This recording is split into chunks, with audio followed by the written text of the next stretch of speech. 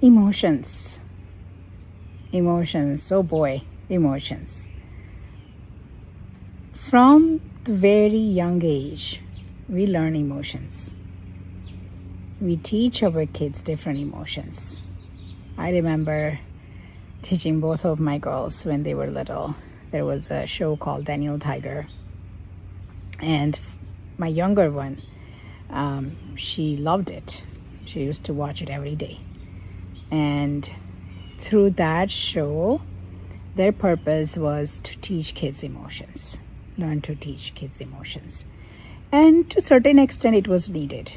Being a pediatric therapist, I know how important it is for kids to learn to express themselves, especially if they are with special needs.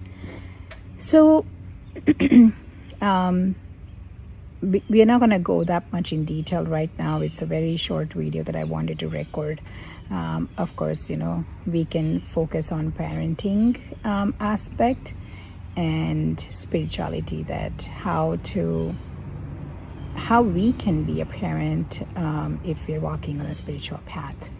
So let's leave that topic for that section. But right now, let's look at our emotions.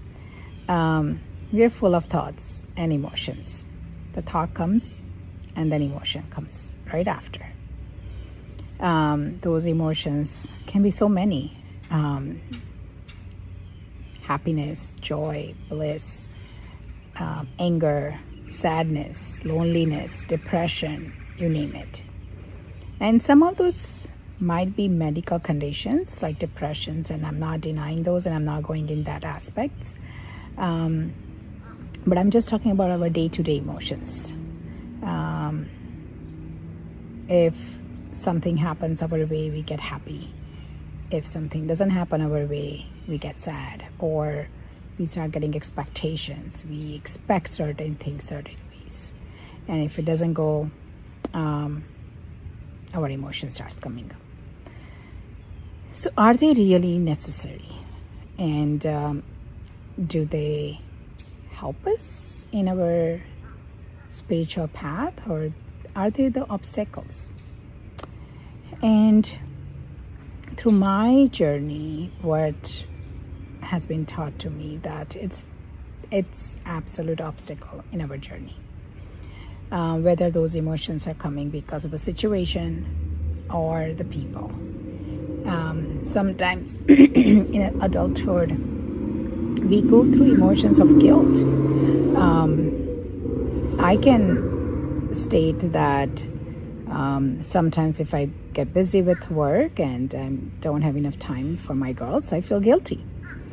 And I become aware of that emotion. That this is the brain trying to raise the emotions, making me feel guilty. I am solely focusing on my karma. I am not neglecting my kids. It's just there is a situation that I needed to put extra time into my work, and let it be. So that's just again, most of the time I record the videos attaching one of the examples from my story, so it doesn't feel like I'm just another preacher, another person who is just teaching. The purpose of these videos are not for teaching. It's just people who are really trying to work on this path and working through their journey, and I'm just trying to help. So emotions are huge obstacles in our journey. And when those emotions are coming, again, whether it's a guilt, whether it's anger, whether it's happiness or joy, sometimes we are traveling and we feel happy. And that's also not necessary. So we don't have to just control our negative emotions, but also the positive emotions. That's where he says, the person who are self-awakened, they're neither happy nor sad. Because there is no objectification. I'm a huge believer of non-objectification. again, there can be another video for objectification, what I mean by that. So let's just right now focus on emotions. So as the emotions are coming, again, just like thoughts, the emotions are coming. They are illusions. They are temporary. One moment you'll be happy, and the next moment you'll be sad, or you will be over the moon. So those are very temporary. Just like thoughts are temporary, emotions are temporary. So don't let your brain fool you with those temporary emotions. So emotion arises, you just surrender and say, let it be. It's a temporary situation, temporary feeling that I'm getting, and it will subside. So even if it's a joy or bliss coming, even the spiritual bliss is also, you might have heard, and some of the very high level enlightened people like Ramanand or Nisargadatta or Paramhansa Yogananda, that bliss is also an obstacle, and this is what they meant by bliss is also an obstacle, because we get stuck with that bliss feeling.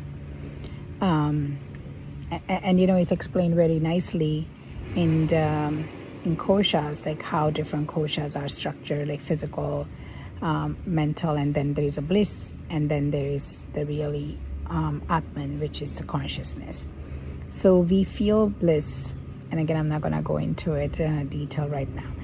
So that's also an obstacle. So even the happiness is coming, you just say like, okay, let it be. It's going to pass.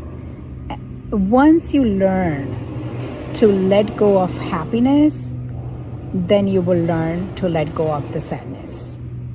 We cannot just cling to happiness and then learn to let go of sadness or guilt or any other negative feeling, because that's not going to work out. You have to work to let go equally to all the feelings.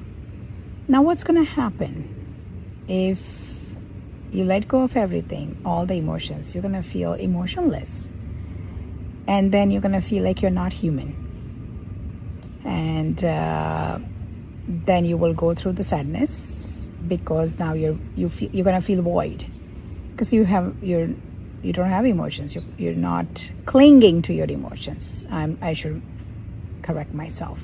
It's not that you won't have emotions, you're not clinging to them. So first is declinging, and then eventually once you master that, then you won't have emotions coming and rising. So you're going to go through the void, because now you're not clinging to your thoughts, you're not clinging to your emotions, and you're going to feel so empty. And that will bring you to sadness, loneliness, and it's going to really hard, because you're not going to feel like human. You're going to feel dead. You're going to feel robot, and it's going to really haunt you. Your brain will really haunt you, like, how can you be so emotionless? You would have to just work through it. But once you work through it, your brain will get used to of not clinging to those emotions, and then you will go back to it, and whenever the emotions will come, you will acknowledge it, but you won't be suffering from not clinginess. And even if it's a joy or guilt or sadness, you will be truly enjoying it. So what I mean by enjoying it is, like, how can you enjoy the guilt, right? So as I was saying, the example of parenting versus business owner, and feeling guilty for either of the role. Now when the guilt comes, you're aware that you're not guilty. You're just, right now this karma is important, and you're following the priority. And then you will really enjoy it, that wow, you really empower your thoughts and emotions both. And this is how it becomes so blissful, that once you conquer your thoughts and emotions, it's such a blissful, peaceful journey in life. So let's start. you will succeed in some emotions you won't. So don't let your motivation go down. It's efforts are the main thing. We're not trying to reach anywhere. We are slowly walking on this path and cleansing ourselves so we can really touch ourself, our Atman, our Brahman, our consciousness. I have trust in you. Have trust in yourself. Thank you.